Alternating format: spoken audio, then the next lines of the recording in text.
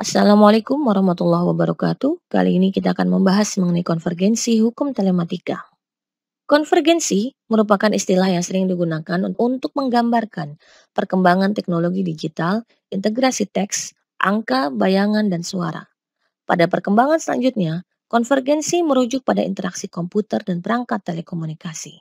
Selanjutnya, dijelaskan bahwa konvergensi dalam teknologi adalah teknologi-teknologi utama yang saling terkonvergensi dikualifikasikan secara umum sebagai teknologi telekomunikasi atau komunikasi atau komputasi dan isi atau muatan.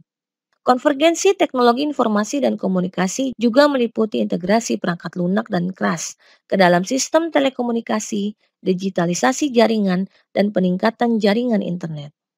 Konvergensi di bidang telematika juga memberikan implikasi terhadap perekonomian, yaitu sebagai berikut. Pertama, konvergensi terhadap perubahan struktur pasar.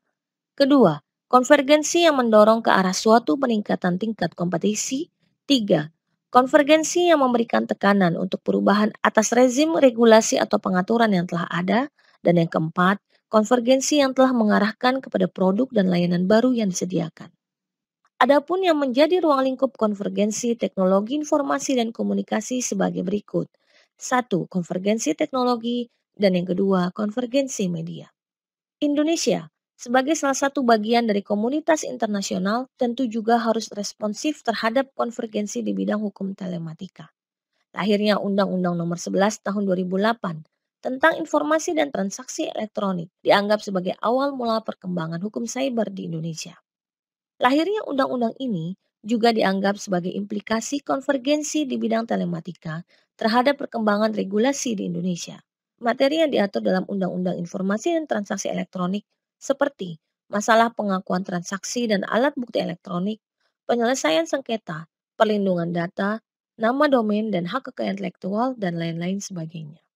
Dalam undang-undang ini juga mengatur mengenai aspek hukum yang bersifat transnasional, baik yang bersifat privat maupun yang bersifat publik. Jika dilihat dengan seksama, maka pengaturannya dikelompokkan menjadi 5 hal, yaitu transaksi elektronik, 2 nama domain dan hak cipta, 3 perbuatan tidak baik, 4 berkaitan dengan pemerintah, penyidik dan sengketa, dan yang kelima terkait tentang pidana atau hukuman. Namun demikian, dalam perjalanan undang-undang ini juga menimbulkan persoalan dan kritik dari berbagai pihak yang melahirkan Undang-Undang Nomor 19 Tahun 2016 tentang perubahan Undang-Undang Nomor 11 Tahun 2008 tentang informasi dan transaksi elektronik sebagai bentuk dinamisasi dan implikasi konvergensi di bidang telematika. Selanjutnya, konvergensi juga akan selalu berkaitan dengan aspek globalisasi.